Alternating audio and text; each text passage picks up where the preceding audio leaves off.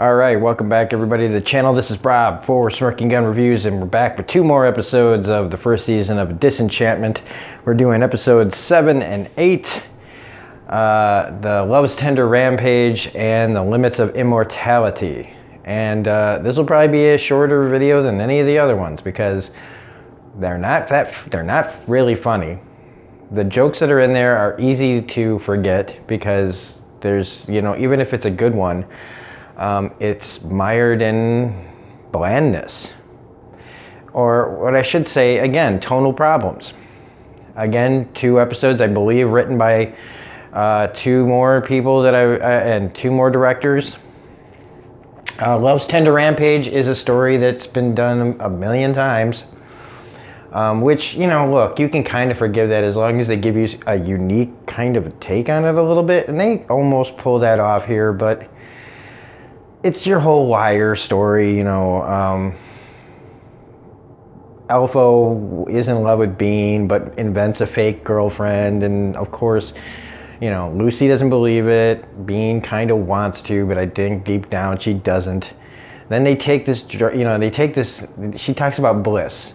Now this was this sweet little moment here where she's like, oh, I just want to, she talks about bliss, and Elfo thinks it's about love, and the fact that they're in a pit of dead bodies from the plague, and they're kind of having that moment of, oh my God, we're about to die, they're about to be lit on fire, and she's talking about bliss, and he thinks it's their last moment to kiss and stuff, and really what she was talking about was a drug called bliss. Now that was a pretty sweet moment, sweet and sweet. And but then once they invent the whole, she scorns him, and then he invents the fake girlfriend, and I don't think she really believes it deep down. Lucy doesn't believe it at all, of course not. Not that he should. And then they go on this whole thing about a quest that Lucy is like, what are you doing? This guy's a liar. He's lying. This is all bullshit. We're going after this fake girlfriend, sending out your army to do it.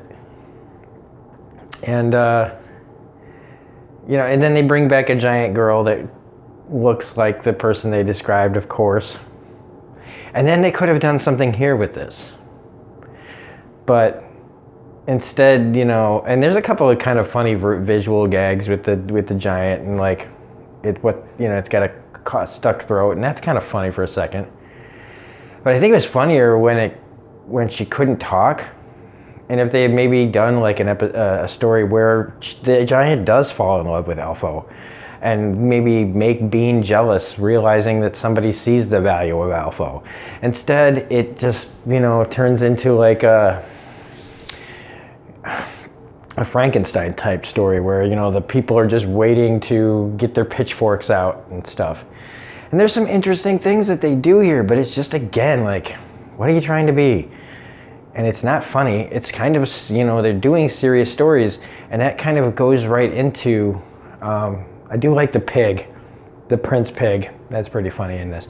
But then you get into the immortality thing, and this is where I start to go okay, again, tonally wise, it feels okay, there is this kind of running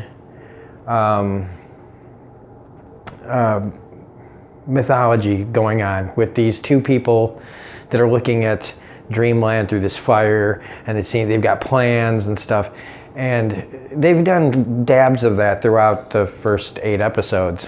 But now it feels okay, they're starting to really get into it, this mythology of the show, and now it's a whole other new show, an action drama, kind of like an Avatar, The Last Airbender kind of story, where there's there's humor in Avatar, but the humor comes from the characters naturally and from the story.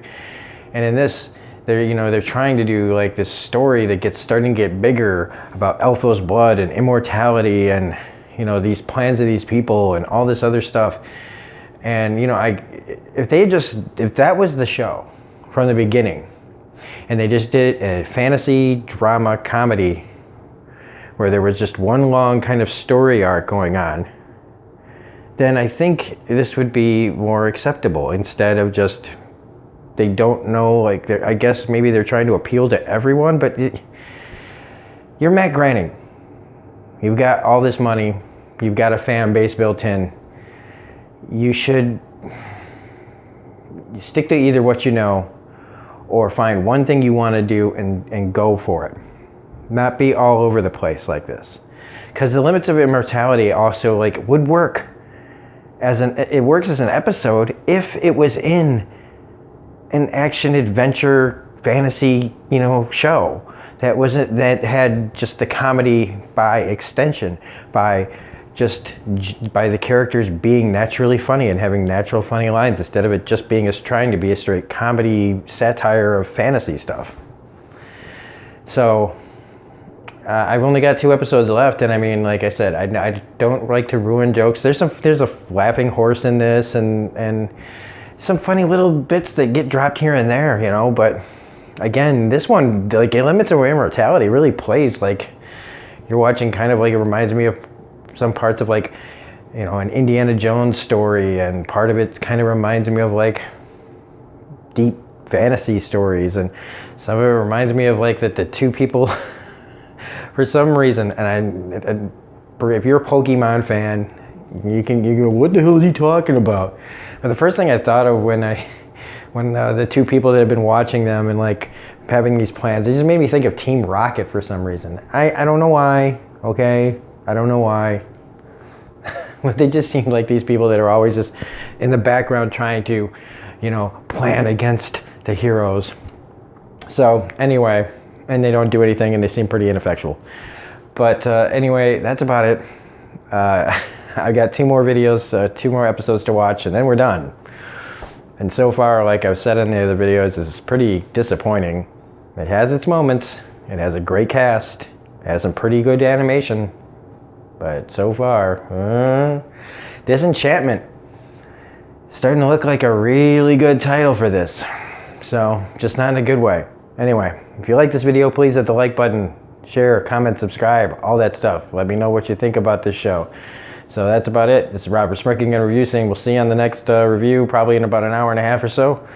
And have a great night. Bye.